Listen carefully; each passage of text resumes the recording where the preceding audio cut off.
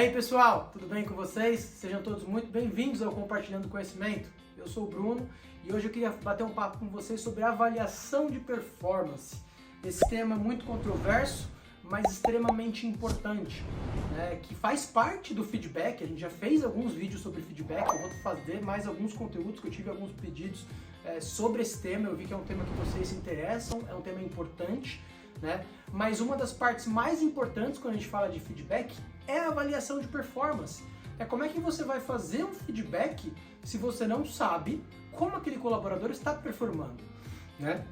E quando a gente fala de avaliação de performance, é muito importante que a gente entenda que existem dois pilares sobre a performance do colaborador, né? O pilar comportamental e o pilar de produtividade. E aí existem diversas abordagens, você pode dividir isso em mais ou menos, mas eu gosto de trabalhar com essas duas porque eu acho que facilita um pouco na hora de você abordar o feedback, na hora de você fazer a avaliação daquele colaborador.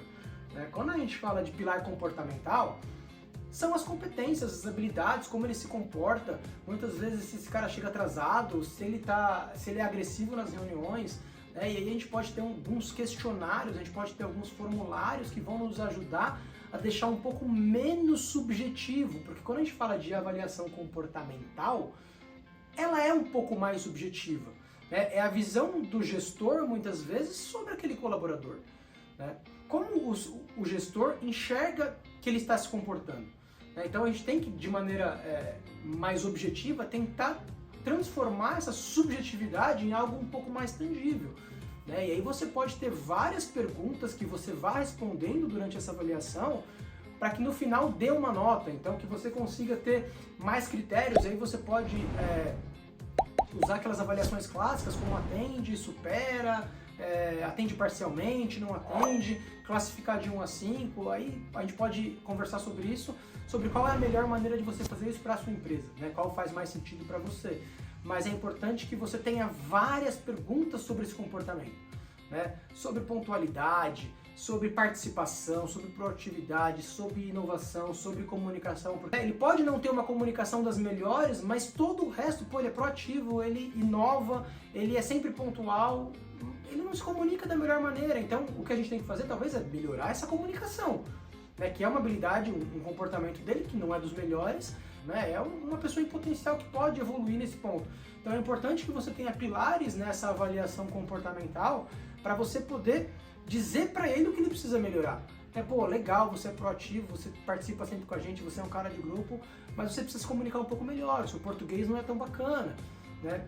Então, ter esse formulário, ter esse questionário, ter essa estruturação da avaliação comportamental vai deixar um pouco menos subjetivo e vai te dar um direcionamento maior na hora de fazer o feedback, na hora de contar para ele o que ele precisa melhorar, né? E aí a gente entra na parte da produtividade, que é de fato aquilo que esse cara produz, né? A produtividade ela tem que ser avaliada porque ela é objetiva.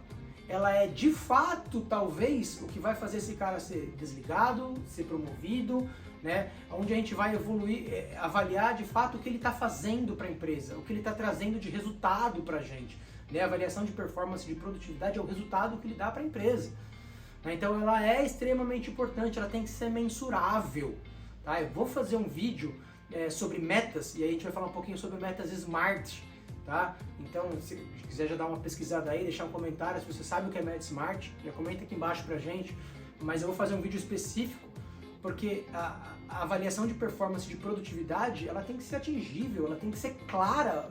Primeiro, ele precisa saber o que ele precisa fazer, o colaborador precisa saber a meta que ele tem para entregar, e aí a gente tem que ter uma maneira de avaliar se esse colaborador de fato entregou a meta.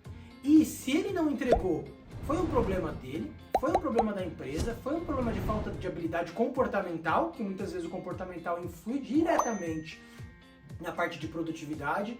Então, percebam que os dois pilares de uma avaliação de performance, eles estão interconectados, né? A avaliação comportamental, ela influencia diretamente no que ele vai produzir, né? E o que ele produz, muitas vezes, se ele não está produzindo bem, se ele não consegue, muitas vezes vai influenciar no comportamento dele, ele vai desmotivar, ele vai desengajar. Você tem que conversar sobre isso no feedback, né? Nem que você abra isso para o colaborador poder enxergar. Quando você vai fazer o feedback, fala, olha, a gente fez essa avaliação de vocês, então os tópicos são esses, a sua avaliação de performance é essa, né? E aí, dependendo do cargo, da posição, do que a empresa espera, isso pode ter pesos diferentes. Se é um cara, um gestor, muitas vezes talvez o comportamental dele vai ter uma avaliação maior, um peso maior para o comportamental do que de produtividade. Mas se você está avaliando, por exemplo, um operador de telemarketing, talvez a produtividade dele vai ter um peso 90% e o comportamental 10%. Então depende muito do cargo, depende muito da empresa, depende muito do que a pessoa faz. Mas é sempre importante que existam esses dois pilares quando a gente fala de avaliação de performance. Performance comportamental, performance de resultado, certo? Como eu falei, existem outras abordagens, existem outras técnicas. A gente vai falar num próximo vídeo, nos próximos conteúdos, sobre meta um pouco mais especificamente, sobre performance, sobre bonificação, que é um outro tema que eu recebi um pedido para falar sobre, né?